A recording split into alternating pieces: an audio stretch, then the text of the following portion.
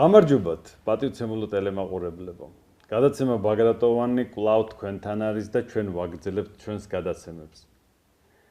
მე მინდა დღეს წარმოგიდგინოთ ჩვენი გადაცემის სტუმარი, არაჩვეულებრივი პიროვნება. მოდით დავიწყებ ესე. საქართველოს სამეფო დინასტიური მამუკა ბაგრატიონის ფონდის საპატიო წევრი და ორდენის კავალერი. და წარმომადგენელი ნიდერლანდების სამეფოში ბატონი გოჩა ლაღიძე. გამარჯობათ ბატონო გოჩა. გამარჯობათ ბატონო მამუკა. პატივცემულო საზოგადოებო. მოგესალმებით. ბატონ გოჩაზე რამოდენიმე ბატონ გოჩას საზოგადოება იცნობს განსაკუთრებით ადამიანები, ვისაც აქვს საბრძოლო იარაღებთან შეხება და ნაკეთობებთან შეხება ბატონ გოჩას იცნობენ მთელი მსოფლიოს მასშტაბით. მე მოკლედ გეტყვით მის შესახებ ოფიციალური წიგნი არის გამოცემული.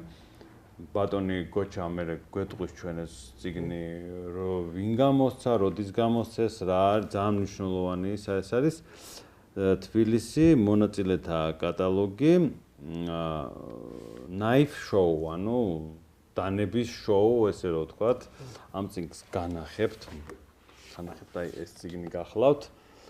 არაჩვეულებრივი წიგნია და თუ ჩაგივარდებათ ხელში, არ გაუშვათ ხელიდან. და რაც შეეხება ბატონ გოჩას. ესე იგი ლითონის მხატვრული დამუშავება, საჭურველ იარაღის დამზადება, ლითონის პლასტიკა, ქანდაკება, სამკაული, საეკლესიო დანიშნულების და საიუველირო ნამუშევრები, ანტიკვარული, ისტორიული იარაღის და ხელოვნების ნიმუშთა რესტავრაცია, კონსერვაცია. გოჩა მეიარაღეობით სკოლის პერიოდში დაინტერესდა, არის საქართველოს მხატვართა კავშირის წევრი და საქართველოს ხალხური რეწვის ოსტატი. 1994 წლიდან ცხოვრობს და მოღვაწეობს ნიდერლანდების სამეფოში. არის ნიდერლანდების მხატვართა კავშირის წევრი და ოქრომჭედელთა გილდიის ოსტატი. 2006-2007 წლებში გახლდათ ანტერპენის ნატიფი ხელოვნების აკადემიის მიწვეული პროფესორი. მონაწილეობდა ათეულობით ჩვენებასა და გამოფენაში, როგორც ნიდერლანდებში, ისე ევროპის სხვა ქვეყნებში. 15-ჯერ აქვს მოგებული გრან-პრი საუკეთესო ნამუშევრისთვის. დაჯილდოებულია ნიდერლანდების კულტურაში შეტანილი განსაკუთრებული წვლილისთვის. 2009 წელს მუშაობდა საქართველოს ეროვნულ მუზეუმში მოწვეულ რესტავრატორად. მისი ინიციატივით, ავტორობითა და დაფინანსებით შეიქმნა ქართველ მხატვარ მეიარაღეთა ინტერნეტ პორტალი. მოკლედ აი ეს მისამართი გამოჩნდება ეკრანზე და ნახავთ თქვენ, რომელიც დღემდე აქტიურად ემსახურება ქართული მესაჭურვლეობის ხელოვნების უკეთ წარმოჩენას და პოპულარიზაციას საქართველოში თუ საზღვარგარეთ. მონაწილეობდა Knife Show თბილისი 2022, 2023, 2024-ში ასევე თბილისი Art Knife Expo 2024-ში, 2023 წელს გაიმარჯვა კატეგორიაში საუკეთესო ტრადიციულ სტილში შესრულებული ნაკეთობა, ხოლო 2024 წელს კატეგორიაში წლის ინოვაცია არის საქართველოს დანების მწარმოებელთა და კოლექციონერთა ასოციაციის გამგეობის წევრი. ბატონო გოჩა, ეს არის, მე ვფიქრობ, ძალიან მცირედი ინფორმაცია, რაც შეიძლება იყოს, იმიტომ რომ თქვენ უდიდესი ხელოვანი ადამიანები ბრძანდებით და ამის გარდა, რა ვიცი, უამრავი მიმართულებით ეს სამხედრო მიმართულება იქნება, ეს, ბევრი მიმართულებით შეგვიძლია ვისაუბროთ თქვენთან დაკავშირებით და ჩვენი გაცნობა პატივცემულო ტელემაყურებლებო იყო ძალიან საოცარი, როდესაც არ ვიცი, ისე ჩამოყალიბდა ჩვენი ურთიერთობა, ჩვენი მეგობრობა და მისი პიროვნება იმდენად აი როგორ თქვა აბსოლუტურად ზუსტად ესმის რასაც აკეთებს, ზუსტად ესმის გარესამყაროს, ზუსტად ესმის ადამიანური თვისებების უდიდესი პოტენციალი ანათებს მისი სულიდან. ბატონო გოჩა, აი თქვენ საქართველოს სამეფო დინასტიური მამუკა ბაგრატიონის ფონდის ორდენის კავალერი ბრძანდებით და წარმომადგენელი ნიდერლანდების სამეფოში და ჩვენ სხვათა შორის უახლოეს პერიოდში ახლა მზადდება სიუჟეტი, რაც იქ ხდებოდა შატო მუხრანში და შემდგომ აუცილებლად ჩვენ გადაცემაში ამას გავუშვებთ და სრულ ინფორმაციას მივაწვდით მაყურებელს როგორ იყო რა პროცესები იყო, რა დონეზე გაიმართა ეს ყველაფერი და აი ეს ორდენი არის თქვენი ორდენი, რომელიც გადმოგეცათ და მე მინდა რომ პატივცემულ ტელემაყურებელს ვაჩვენო ეს ორდენი. აი ეს ორდენი გახლავთ და მე ბულოცავ ბატონ გოჩას და დარწმუნებული ვარ რომ ჩვენ ძალიან ბევრს გავაკეთებთ აი ამ შემოქმედებითი კუთხით და სახალხო დიპლომატიის კუთხით ჩვენი ქვეყნების საქართველოს ნიდერლანდების და ზოგადად ჩვენ ქვეყნებს შორის ურთიერთობების გაღრმავებაში, უფრო დაახლოებაში და ბევრ კარგ საქმეს გავაკეთებთ იმ შესაძლებლობების ფარგლებში, რაც მოგვეცემა დავისდავად.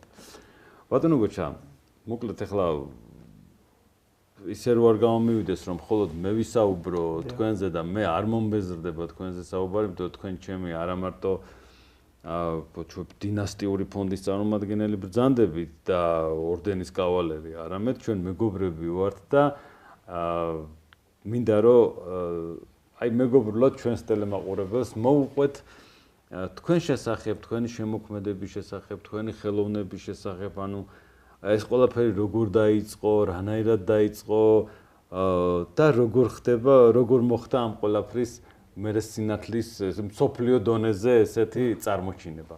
გთხოვთ ბატონო გოჩა. მოგესალმებით კიდევ ერთხელ. დიდი მადლობა მოწვევისთვის. ჩემზე მოგიყვებით რომ მე დავიბადე თბილისში 1965 წელს, სწავლობდი პირველ ექსპერიმენტულში. სადაც ყავდა ძალიან მაგარი პედაგოგები, რომლებიც ვიწყობდნენ ექსკურსიებს საქართველოს ისტორიულ კუთხეებში, ციხესიმაგრეებში და ეს ბავშვობიდანვე შეიძლება ბრჭყალებში ვთქვათ, მოვიწამლე ამ საქართველოს ისტორიით და ამ ძველი ბრძოლებით და ეს გმირული გამარჯვებებით საქართველოს ისტორიით ესე რომ ვთქვათ. შემდეგ 3 წელი ვსწავლობდი კომაროვის ფიზიკა-მათემატიკურ სკოლაში, სადაც გვასწავლიდა ისტორიის მასწავლებელი ყავდა ჯუანშერ ჯურხაძე. ეს პიროვნება იყო. დიდოსტატის მარჯვენაში თამაშობ ძვიას ბასალარს. არ იყო თვითონ მსახიობი, მაგრამ ტიპაჟი ქონდა ისეთი. 3 თითით ღუნავდა 5 კაპიკიანს და მე კეცავდა, როგორც არსენა მანეთიანი გაღუნა იმ ფილმში. ანუ ისეთი ეს პიროვნება იყო ჩვენი რაღაც კოლორიტი იყო ადამიანი ლეგენდა. და მასთან შემთხვევით მოხვდი ოჯახში და ვნახე ეს ქართული საჭურველი, ჯაჭუს პერანგები, ფარები, ხმლები, სხვა სახის. ძალიან რაღაცა ისეთი შთაბეჭდილება მივიღე რომ მე-9 კლასში ვიყავ. რომ მინდოდა აი მეც მქონოდა ესეთი რამ, ესეთი ჯაჭუს პერანგი და მოვინდომე რაღაცნაირად არ ვიცი როგორ მოხდა ეს ავტომატურად ვერ ვიხსენებ დეტალებს, მაგრამ გავაკეთებ ჯაჭუს პერანგის პატარა ნაჭერი. ქსოვა ვისწავლე, იქ რომ მასთან შემდეგ ბევრჯერ მოხვდი ხოლმე, ბევრჯერ მიწევდა თვითონ მოწონდა ეს რომ ჩემი ინტერესი და დავამზადე ეს ჯაჭუს პერანგის პატარა ნაქსოვი. ისე მოეწონა ეს ჩემი იდეა რომ რაღაც მაჩუკა თავისი გაკეთებული ფარი, ქართული ფარი, რომელიც ახლა სახში მაქვს ჩემ კოლექციაში, 21 წლის რო იყო მაშინ გაკეთებული. საოცარია. შემდეგ მოვინდომე და გავაკეთე ხევსურული ჩაჩქანი. ზოგჯერ ეძახიან გუდამაყრული ჩაბალახი. ეს არის ჯაჭვის პერანგის ჩაჩქანია ფოლადის ფირფიტის. ფოლადის ფირფიტის გაჭედვაში თვითონ მომეხმარა ჯუანშერი ტყვის გრდემლზე, ესე იგი ერთად გავჭედეთ და შემდეგ ამ მავთულებს, აი მახსოვს შოულობდი, როდესაც კორპუსები შენდებოდა, მუშები ზამთარში თბებოდნენ რეზინის საბურავების უკიდებელ ცეცხლს. დიახ. იქიდან რჩებოდა მავთული, აი მავთულებს ვაგროვებდი, შემდეგ ვახვევდი, ჭრიდი, ჭედავდი, თითოეული რგოლი ჩემი გამოჭედილი იყო, არ იყო უბრალოდ ყველა რგოლი იყო ნაჭედი. კოლოსალური შრომაა ეს და თან ისეთი საკმაოდ დეტალებს. დიახ, თვითონ რგოლს დაახლოებით 4 ჩაქუჩის დარტყმა უნდა. თან უნდა დაბრწყდეს თანაბრად და წარმოიდგინეთ 10,000-ობით და 100,000-ობით დარტყმა მაქვს გაკეთებული და ამან ხელი გამივარჯიშა უბრალოდ შემდგომისთვის. ეს ჩემ დაუნებლიათ, იმიტომ რომ რო არ დაჭედო რგოლი, რაღაცნაირად არაბუნებრივი გამოდიოდა. შემდეგ იყო პოლიტექნიკური ინსტიტუტი კომაროვის შემდეგ იყო სამხედრო სამსახური უკრაინაში მსახურობდი 2 წელი. ესე რომ ვთქვა ტანკისტი გავხდი. რომ ჩამოვედი გავაგრძელე სწავლა ტექნიკურ უნივერსიტეტში, მერე დაოჯახდი და აი მაშინ დაიწყო უკვე სერიოზული დაინტერესება რომ აღმედგინა ეს თლიანად ეს ქართული საჭურველი, კერძოდ ხევსურული აბჯარი. ეს მაშინ საერთოდ არავინ არ მუშაობდა ამაზე, ესე რომ ვთქვათ, აკეთებდნენ სოლანი არსებობდა ესეთ დაწესებულება, სუვენირ ხანჯლებს, 1 ან 2 მუშაობდა ცოტა უფრო მხატვრული იარაღებზე, ეს იყო გურამ გოგიშვილი და გურამ გაბაშვილი მხატვრები და აი მეტი არავინ. და აი მაშინ დავიწყე ეროვნულ მუზეუმში, მაშინ ერქვა საქართველოს ისტორიის მუზეუმი, იქ იყო მესამე სართულზე ხევსურული აბჯარი და სხვა იარაღებიც. იქ მივდიოდი, ფოტოაპარატი არ მქონდა, ესე იგი ამ რვეულში, ის რვეული ახლა შენახული მაქვს, ვიხატავდი ამ ვიტრინის უკან როგორი იყო და ესე ზეპირად სწავლობდი ამ ხევსურული იარაღს, ხევსურული აბჯარი შედგება. და მე ამას რო გადმოიხატავდით, ამას მე ამზადებდი. დაახლოებით სახაზავიც მქონდა, ესე ვიტრინის უკან ზომავდი. შემდეგ მიმართე კოტე ჩოლოყაშვილს, ეს იყო ბატონი კოტე, რომელიც იყო მაშინ იარაღის ფონდის მცველი ეროვნულ მუზეუმში და მან შემიყვანა ფონდებში, სადაც უკვე უშუალოდ ხელით შევეხე ამ ქართულ საჭურველს და დავამზადე ეს ხევსურული აბჯრის ერთი ანაკრები, ესე რომ ვთქვათ. თავისი ჩაჩქანი, ჯაჭვის პერანგის სამკლავეები, საფუხრეები, საფუხრე არის ჯაჭვის ხელთათმანები, ქამარი, ხმლის საკიდი, სამხარიღლიო, დაშნა ხევსურული ხანჯალი და საჩერნენი. საჩერნენი არის ფეხებზე გასაკეთებელი ჯაჭვი. საბარკო. რა საოცარი განცდა არის თან ამას რო ამზადებთ, ხომ? აი ეს ხო მეომარია, ის გადის ბრძოლაში, ანუ ის დროთა განმავლობაში მიიღო ეს ფორმა, ხო? იქ რამდენი იფიქრეს, ხო, როდესაც ამზადებდნენ ამას და ყველა დეტალია გათვლილი და აი და სამკვდროს ასიცოცხლო ბრძოლა, ანუ სიკვდილზე მიდის ადამიანი ბრძოლაში რო შედის, ხო, ანუ ამის ყოველთვის მზად არის და აი ამის აღჭურვილობა, ფარი, რომ აი იყოს მისი დაცულობა, რამდენად მნიშვნელოვანი და ხარისხი.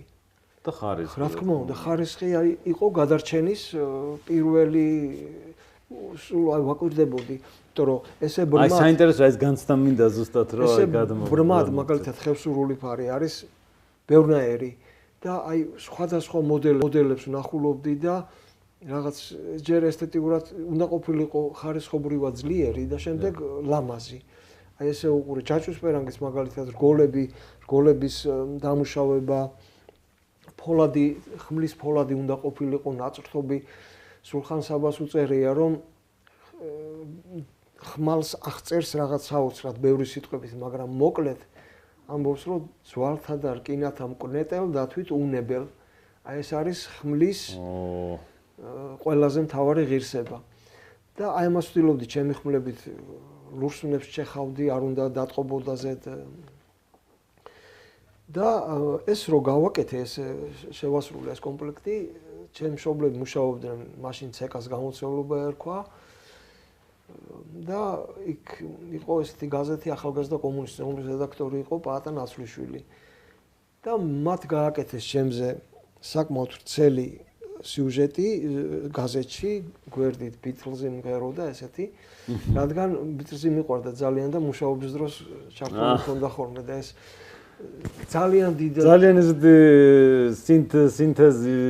სინთეზური მომენტია ხო ბიტლზები და ამ დროს აბსოლუტურად ქართული ძველი ტრადიციული იარაღი.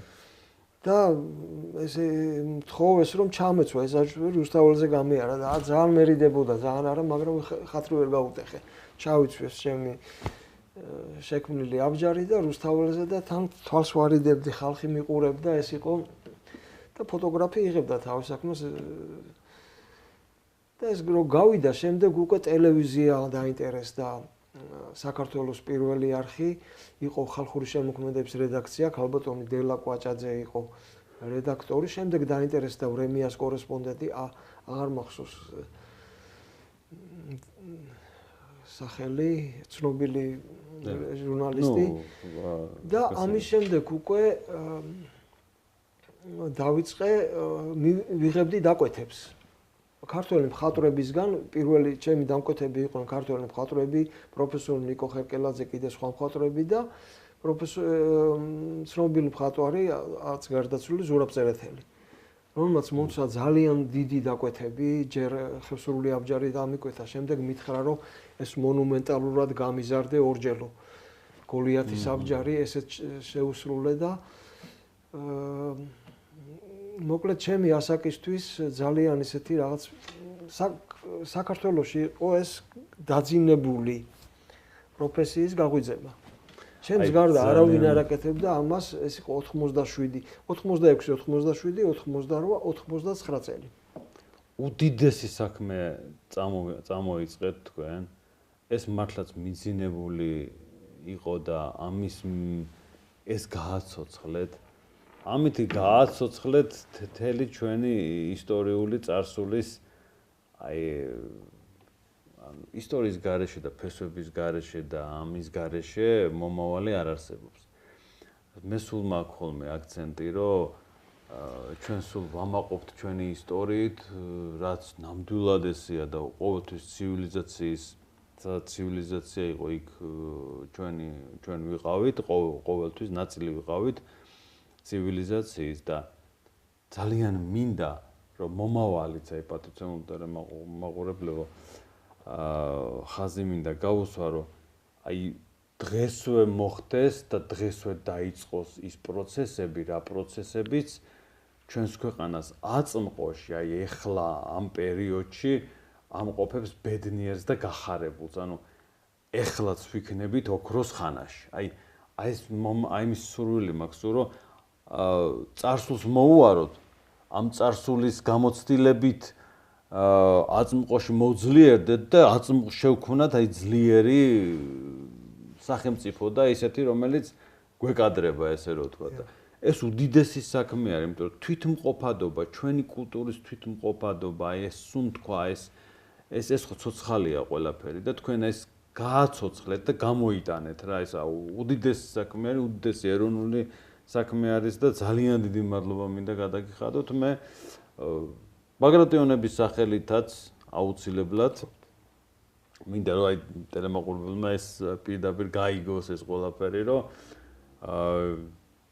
ჩვენ მივესალმებით და ვცდილობთ ყველანაირად, რომ ეს ჩვენი კულტურა და ჩვენი თვითმყოფადობა იყოს დაცული და წარმოჩინებული და აი თქვენ არ ვიცი ძალიან დიდი მადლობა ამისთვის, რომ აი ესეთ გააგრძელეთ ახლა გთხოვთ უკაცრავად უბრალოდ ცოტა რთულია, მაგრამ მაინც მინდა რომ მოკლედ. რა თქმა უნდა, აუცილებლად ზუსტად ეს არის მნიშვნელოვანი, რომ თქვენნაირ ადამიანს ახალგაზრდებმა უნდა გაიცნონ უფრო ახლოს და რა ვიცი, უნდა ქუჩაში მოვიდნენ, გაგესაუბრონ, გითხრან რომ აი რა ეს ანუ პირიქით არის ესეთი გამოთქმა ხო იცით სახარებაში რომ სანთელს არავინ დგამს მაგიდის ქვემოთ. ისაც სინათლე და ის რაც ესეთ არის ყოველთვის მანათობელია და მე გამგზის არემარეს გამშუქებელი ის უნდა იდგეს ყოველთვის მაღლა. და ეს პიროვნება ხარ თქვენ. მადლობა. გავაგრძელებ. დიახ, გააგრძელეთ გთხოვთ. იყო ესე იგი მის მერე მქონდა ორი დიდი გამოფენა, ერთი იყო პირადი კერძო გამოფენა, პერსონალური გამოფენა არა, ნამუშევრები წაიღეს ავსტრიაში, ინსბრუკის მერიაში იყო ჩემი ხევსურული აბჯარი გამოფენილი. 3 თვის მანძილზე ეს გააკეთა კულტურის სამინისტრომ და შემდეგ იყო მხატვართა სახლში გამოფენა მიმიწვიეს ღიაცის მუზეუმში სახელოსნო მომცეს იქ და 2 წელი იქ ვიყავ.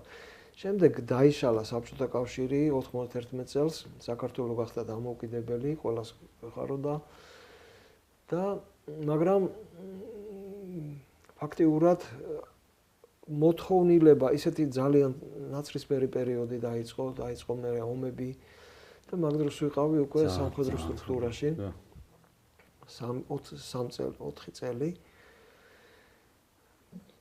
რაზეც ძალიან გული გამიტყდა იქაც ესე რომ ვთქვათ იდეალები დამემსხვრა და გადაწყვიტე ისევ ჩემი ორი ხელით გამეკვალა გზა შემდგომისთვის და წავედი ემიგრაციაში ნიდერლანდების სამეფოში. ნიდერლანდები ავირჩიე იმიტომ რომ მქონდა ინფორმაცია რომ იქ ქართველები ომობდნენ და იყო ქართველებს იქ ძალიან დიდ პატივს სცემდნენ. იყო ქართული საძმო სასაფლაო და თუმცა სტრატეგია არ იყო, მაგრამ აღმოჩნდა შემდეგ, მაგრამ აი ნიდერლანდებში ვიყავი. ესე იგი, ნიდერლანდებში ცხოვრების მეორევე წელს მიმიწვია სამეფო მუზეუმში გამოფენა პატარა ღია კარის დღეზე გამოფენა გავაკეთე, ვაჩვენე ჯაჭვის პერანგი როგორ კეთდებოდა. ესე იგი ჯაჭვის პერანგის თვითონ გოლი უნდა იყოს დაჭედილი, შემდეგ ერთმანეთზე დადებული, გახრეტილი და ფარეშით დამოქლონებული. და ეს პროცესი ვაჩვენე როგორ კეთდება თავიდან ბოლომდე და იქ იყო უამრავი დამსწრე, 2 დღე გრძელდებოდა. ბავშვებიც იყვნენ და სულ აი რაღაც მოეწონა უკან საქართველოს დროშა მქონდა.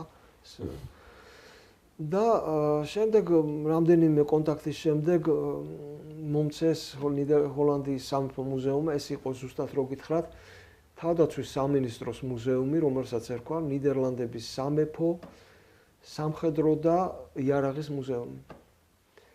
იყო ქალაქ დელფტში, სადაც არის ორანელების საგვარეულო სამარხები. არის ძალიან ძველი ქალაქი. იქ იყო ეს მუზეუმი.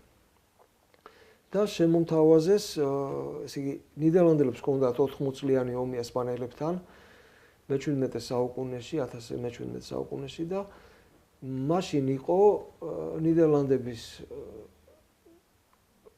მეფე არ ყავდათ, იყო აი ქვეყნის თავი, სტატჰაუდერ, ქალაქი მართველი, იყო პრინც მაურიც ორანელი, რომელმაც ჩამოაყალიბა რეგულარული არმია და ის იყო მთავარი ფიგურა ნიდერლანდების რეგულარული არმიის ჩამოყალიბებელი, იყო ქვეყნის მართველი იყო, მაგრამ ამ დროს ცხოვრობდა კაზარმებში, იყო უბრალო ჯარისკაცივით და ის იყო მთავარი ფიგურა და იყო ამ 80 წლიანი ომი დამთავრდა ზავით, რომელიც დაიდო ქალაქ მუნსტერში, გერმანიაში და ამ ზავისადმი მიძღვნილი 400 წლის იუბილე.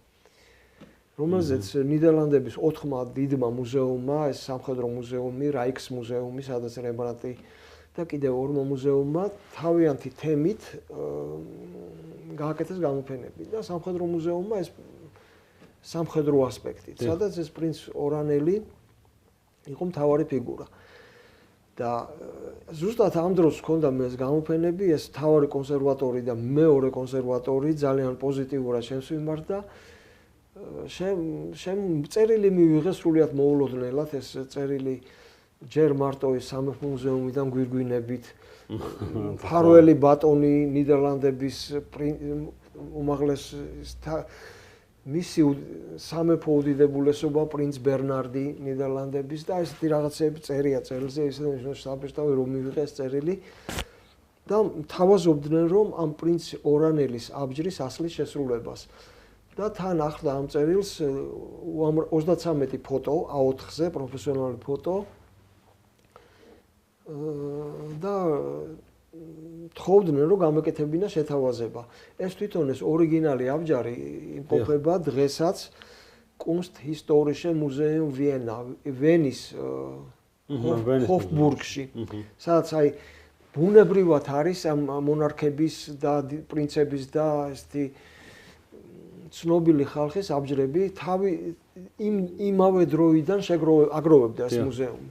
და პრინც მაურიც ორანელმა დიპლომატიური თვალსაზრისით აჩუქა ეს თავისი სამხედრო კოსტუმი. ამდროს ნიდერლანდებში არა აქვთ ეს. არა აქვთ.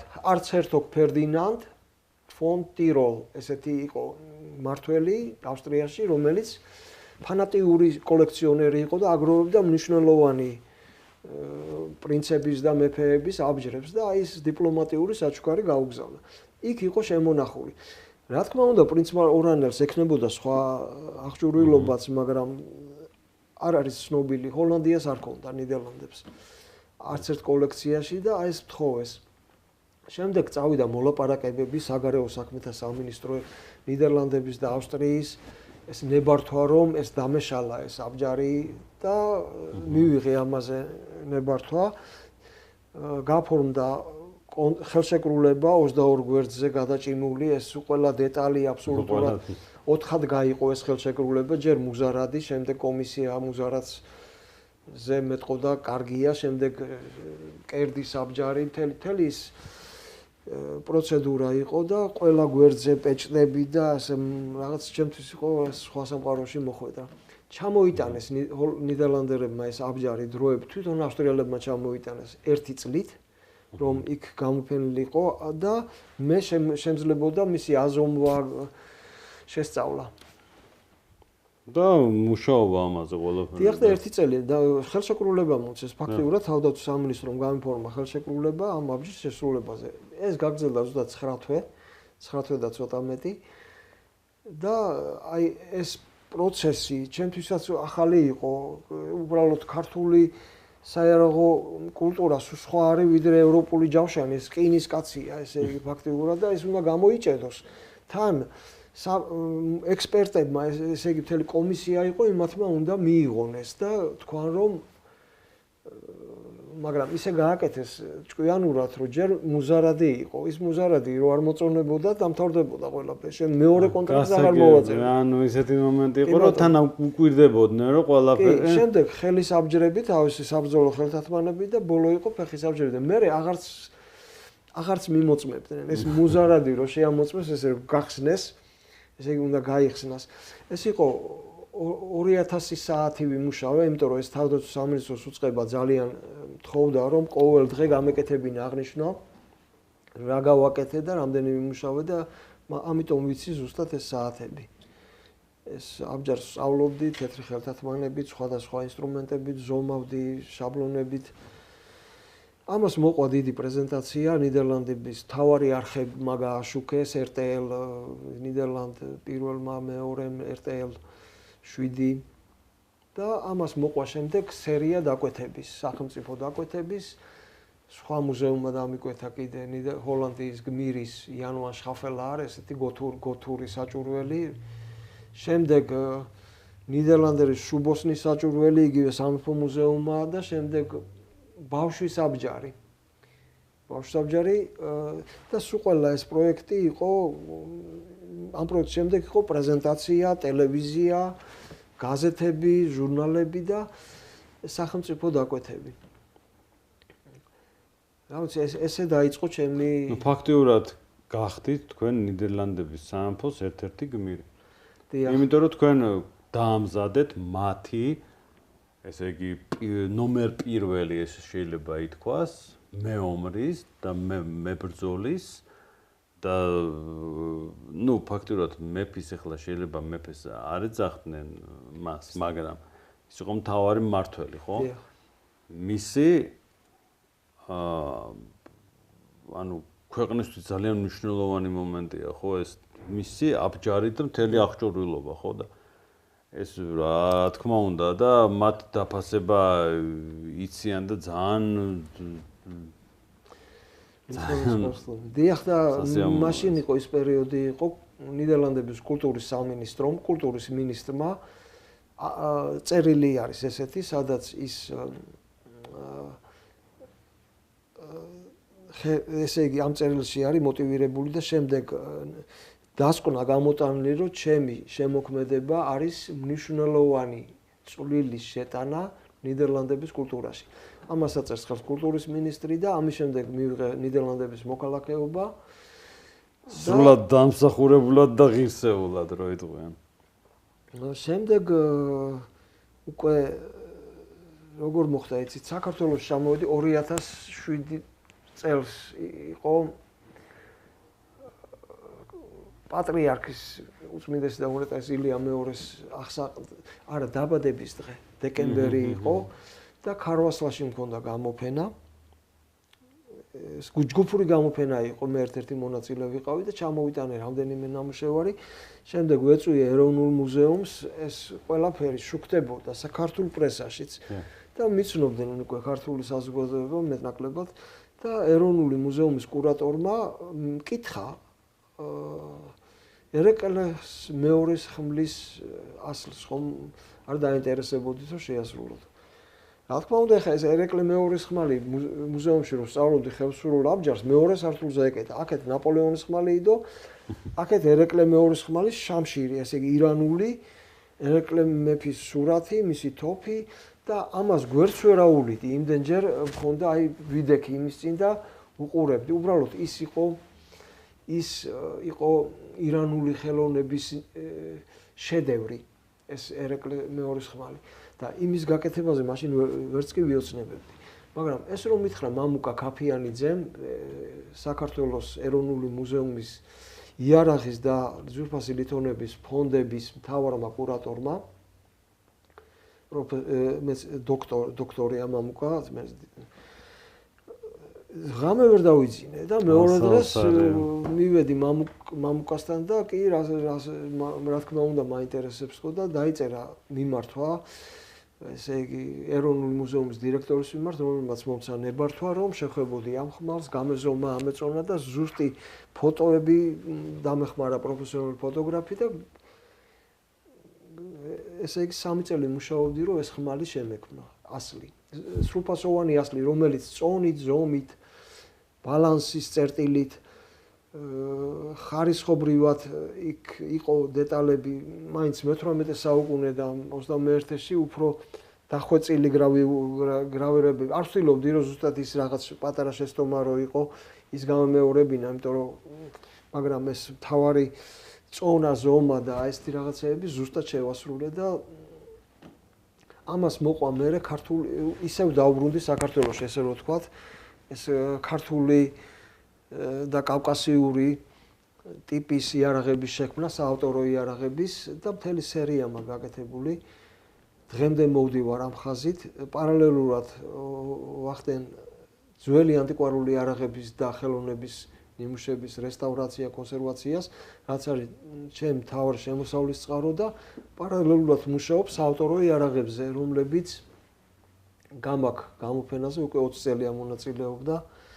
დღემდე მოვდივარ ესე და ახლაც გამოფენაზე ვარ ჩამოსული თბილისში. იყო 10 მაისი ქონდა ჩვენ მე მქონდა პატივი რომ ყოფილიყავი ბატონმა გოჩამ დაგპატიჟამ და ჩვენზე მოყვები როგორ დიახ 2024 წელს 2023 წელს იყო თბილისის შოუ თბილისის იარაღის მხატვრული იარაღის შოუ ოქტომბერში და ბატონ მამუკას Facebook-ში მეგობრობდით დაუსწრებლად რა და არც კონტაქტი ქონია, უბრალოდ რომ ვაკვირდებოდი ბატონ მამუკას, ესე იგი საბრძოლო ხელოვნება თან პირველ რიგში ბაგრატიონთა წარმომადგენელი ეს უკვე ჩემთვის ძალიან დიდი რამე, იმიტომ რომ ისტორია რომ მიყვარს და იქ უკვე სხვაგანა ვარ. შემდეგ საბრძოლო ხელოვნება და რაღაც მორიდებულად ვკითხე, რომ გამოფენაზე ხომ არ მობრძანდებოდქო და იქ აქედან დაიწყო ჩვენი გაცნობა, დამეგობრება. იყო ბატონი მამუკა მობრძანდა იქ წარმომადგენელი იყო კიდევ ბაგრატიონთან ლევანი თუ არ ვსწრები. ლევან ბაგრატიონი რა. მეუღლე იყო თქვენი და ინდო და იყო ჩვენი ფონდის წარმომადგენელი ინდოეთში და აღმოსავლეთის ქვეყნებში ბატონი დარპან პრაშერი. მოკლედ იქ მქონდა ჩამოტანილი მაშინ ეროვნულ მუზეუმში ინახება ეგრეთ წოდებული ბაგრატიონების ხმალი, რომელიც старიც არის გაძარცვული ან დაკარგული, ალბათ წითელი თვლები ქონდა და ულამაზესი ქართული ხმალი არის, გორდა. და ეს ამ ხმლის რესტავრაცია მე გავაკეთე ეროვნულ მუზეუმში რამდენიმე წლის წინ და ისე მომეწონა, რომ მსგავსი ხმალი შევქმნი და ბატონ მამუკას ესე იგი ხელიდან ვერ ისე ეჭირა თან მართლაც კარგი ხმალია, აი ბალანსირება, ხელში ჯდება და ენერგეტიკა, საოცარი ენერგეტიკა აქ თან ქართულია. ზედაწერია, მე ვარ რავი მუსაიფი კახტ ბატონის ირაკლისა. და მეორე მხარეს კიდე ლექსია, გორდა ხმალი, ჩემი დარი ცისქვეშეთში არის განა. კოხტაურად სატორღვები ღვთით კურთხეულ უარისგანა, ესე იგი ბაგრატიონთან ღვთით კურთხეულ. და ეს იყო ჩვენი დამეგობრება.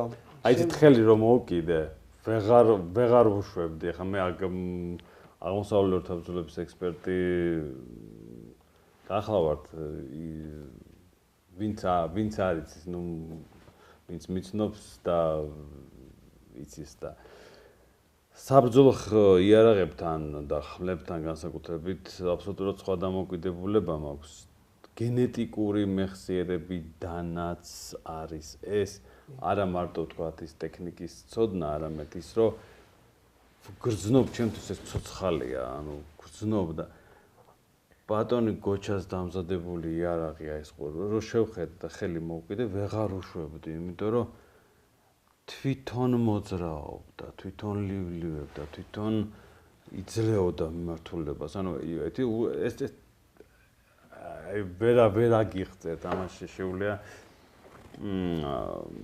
თუმცა ახმა აბსოლუტურად ყველა ადამიანის სულში იბადება აი და არ უნდა აი ბევრი სიტყვებს აღარ ჩავდებ ამაში ეს საოცარი განცდა იყო და შედგა ზუსტად მაშინ ჩვენი ეს დამეგობრება აი კონტაქტი რომელიც დაიწყო და დაიწყო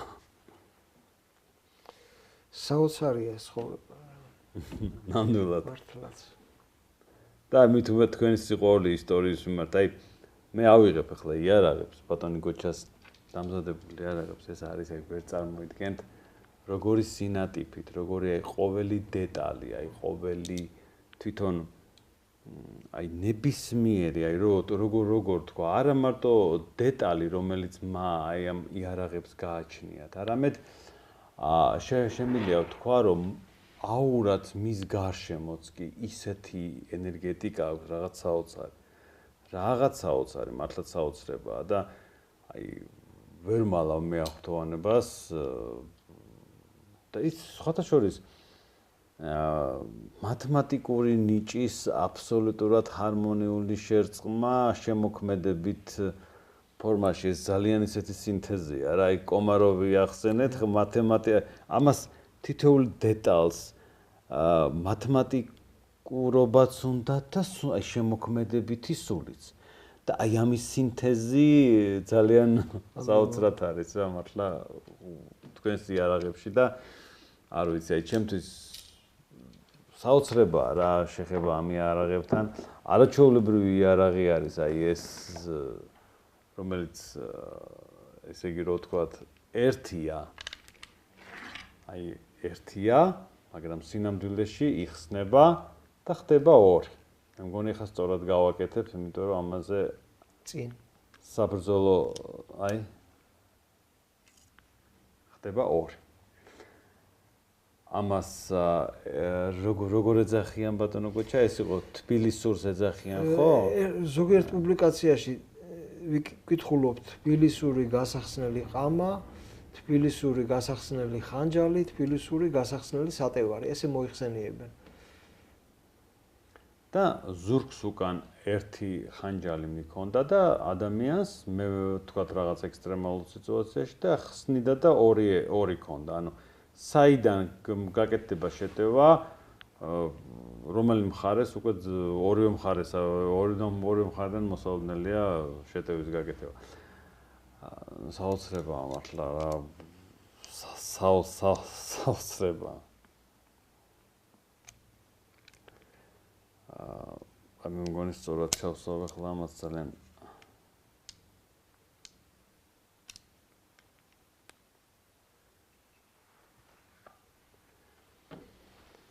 ერთი სიამოვნება არის ესე იგი შეხება ამ იარაღებთან.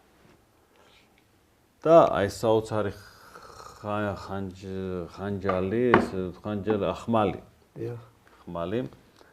აი სალტე სატევარი მართლაც საოცარი, რომელიც კამარზე არის დამაგრებული, აბსოლუტურად ადამიანი არ ჩანს, რომ შეიარაღებულია.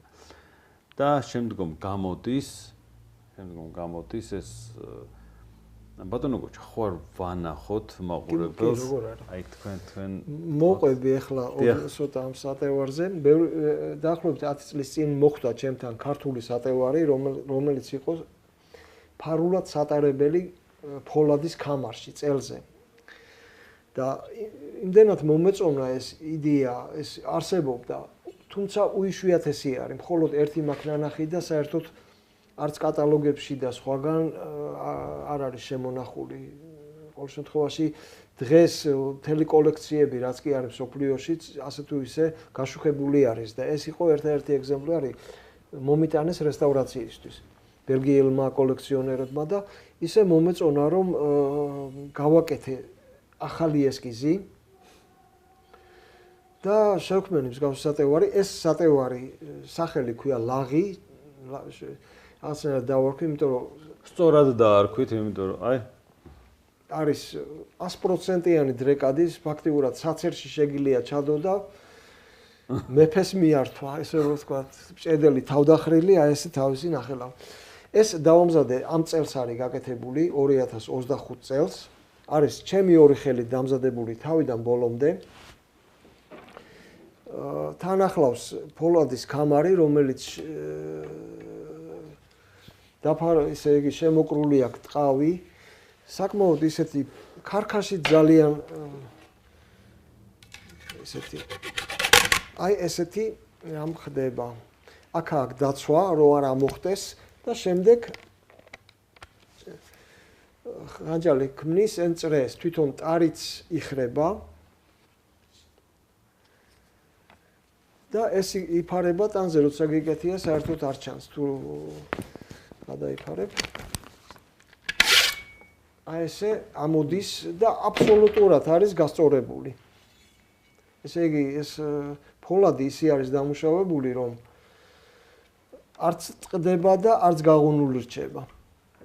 საოცრებაა და ჩვენ წინაპრებს ჰქონდათ ესეთი ამბობენ დავით აღმაშენებელმა 200 რაინდი რო შევიდა ჟარში, აი ეს დამალული სენი ჰქონდათ იარაღები. თუმცა ესე არის ცნობა, იმიტომ რომ თან ზემოთ ისინი შიშლები იყვნენ, გაიხადეს, რომ ანუ არაფერი იარაღი არ გვაქვს ჩვენო და აი ეს წელზე ჰქონდათ ეს შემოკრული. ეს წელზე ჰქონდათ შემოკრული და ეხლა ვერავინ ვერ იფიქრებდა და შევიდნენ როგორც ესე იგი როგორც მოღალატეს. ამ დროს მოღალატეები კი არა ესე იგი, რა ვიცი, მაგათმა სულმა იდიდოს და უფალმა. ბატონო მამუკა, უკაცრავად. ერთი რაღაც ესეთი რამე არის, რომ დავითიო კარავშიო ამ 200 კაცს როგორ არჩევდაო, სილას შემოჰკრავდაო. სათითაოთო და შედიოდა ესე იგი ეს სილა თუო მეფეზე გაიწევოდა, ის კარგი იყო. აი ესე, ნუ ახლა მეფეს მაგრამ თუ მორჩილად დახრიდა თავსო ის ეს შეიძლება უფრო მხატვრული ფორმა არის, მე ვიტყვი ერთ რამეს. ცალსახად ესენი იყვნენ ფშავ-ხევსურები.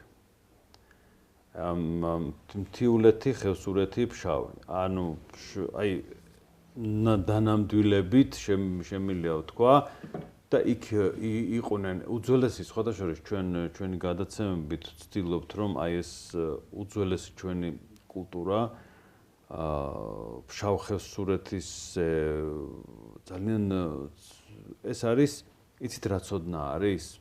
რა ცოდნას ფლობენ დღესაც. რაც არის აი ქურუმული და სხვადასხვა ქვეყნებში რო ეძახოდნენ სამეფო საიდუმლო ცოდნას. ჩვენი ფშავ-ხევსურები და ჩვენი მთა ამ ცოდნას ფლობდა ჩვენ ყველა. აი ამითი ცხოვრობდა. და აი ამითი ცხოვრების წესი, მეფური ცხოვრების და ქურუმული ცოდნა ქვია სხვადასხვა ქვეყნებში შემდეგ რო შევიდა გარკვეული დოზით. აი და არიან ეს პიროფლიანები ზეძახოდნენ ხევსურეთში, რომელთაც ფაქტიურად მხოლოდ ხმალი ჰქონდათ. და პიროფლიანი, იმიტომ რომ ფაქტიურად არაფერი არ გააჩნდათ. გარდა ერთი ხმლის. აი ეს ცხოვრობდნენ. მათი საქმე იყო მხოლოდ ომი. მეტი არაფერი. აი სავარაუდოდ დიდი ალბათობით ძალიან ზუსტად აი ეს პიროფლიანები იქნებოდნენ ეს 200 შეწირული ფაქტიურად იმიტომ რომ ისინი იყვნენ მხოლოდ ომის. მათ არაფერი არ აინტერესებდა და არაფერი არ იცოდნენ სხვა.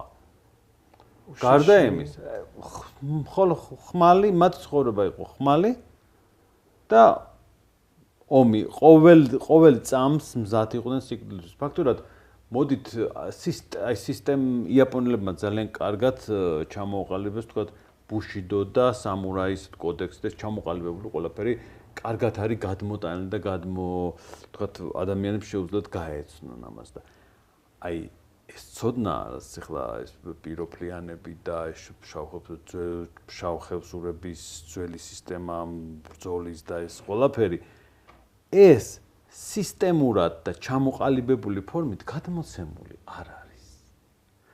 და არ არის ისე პოპულარიზაცია არ აქვს გაკეთებული და ამის შესახებ არის ის ხალხმა. თან მეტუმეტეს ახლა ჩვენს დროს, როდესაც საკუთარ ისტორიას მაქსიმალურად ავიწყებენ და ცდილობენ რომ საკუთარი ისტორია დაავიწყონ და ფესვები მით უმეტეს. ამ დროს მე მინდა ბატონო ტელემაყურებლებო გითხრათ რომ ჩვენ უძველესი ცივილიზაციები ისტორიულად ითვლება ეს არის შუმერები არიან, ეგვიპტელები არიან, ჰარაპანის ცივილიზაცია, მტკვარ-არაქსის. აი ჩავთვალოთ რომ ჩვენ ვართ აი უძველესი ცოდნის და კულტურის ერი. ანუ ჩვენი პროტოქართველებიც კი ანუ იმ დროიდან მოყოლებული ყოველთვის ვიყავით ამ უდიდესი ცოდნის ნაწილი და ამ კოსმოლოგიური ცოდნის ფლობელები ესე რომ ვთქვათ. იგივე ძალიან ბევრი მიმართულები და საბრძოლო ხელოვნებაც ერთი მიმართულება იყო და აი რაც შეეხება დავით მეოთხე ბაგრატიონი აღმაშენებელს რომელიც მესიის მახვილი მსოფლიოს დონეზე არის აღიარებული და ესე იყო ეს არის უბრალოდ წოდებრივი ფორმა ნამდვილად რა დიდი ალბათობით ზუსტად ესეთი ეგ ფორმა მხატვრული ფორმა იქნება უფრო გადმოცემითი იმიტომ რომ ჩვენ ყავდა ესეთი მეომრები სასწაული აი 200 ადამიანი შევიდა აი ზუსტად იშიშვლეს აი რომელიც თქვენ გააცოცხლეთ ეს ხმალი ახლა და აგერ ტელემაყურებელ საზოგადოებას წარუდგინეთ და რა ვიცი ისეთი არეულობა და ქაოსი შეიტანეს რომ როგორია ხო წარმოუდგენელი რამეა ახლა ეს რომ 200 ადამიანი შედის ამხელა კოალიციაში და იშიშვლეს ხმლები და დაერივნენ ნუ არ ვიცი გოლიათის აი დავითის ბრძოლა ზუსტად გოლიათთან, აი დაახლოებით ეგ არის ოღონდ გადმოტანილი თქვათ ბრძოლის ფორმაში. ასე რომ საოცრებაა ბატონო გოჩა, მე აღფრთოვანებული ვარ და კიდევ და კიდევ გამოხატავ ჩემ პატივისცემას თქვენს მიმართ. მე მინდა პატივცემულოდერე მაყურებლებო გითხრათ რომ ჩვენი გადაცემა დასასრულს მივუახლოვდა. ჩვენ აუცილებლად გვინდა და გვაქვს სურვილი რომ რაც შეიძლება ჭიდრო და ძლიერი კავშირი შევკრათ ცივილიზებულ სამყაროსთან ყოველთვის საქართველოს იყო ნაწილი და დღესაც ეს ყველაფერი გავაკეთოთ და იმ შეძლების ფარგლებში რა შესაძლებლობაც მოგვეცემა. და მინდა ძალიან დიდი წარმატებები გისურვოთ თუ რამეს დაამატებთ გთხოვთ. დიდი მადლობა.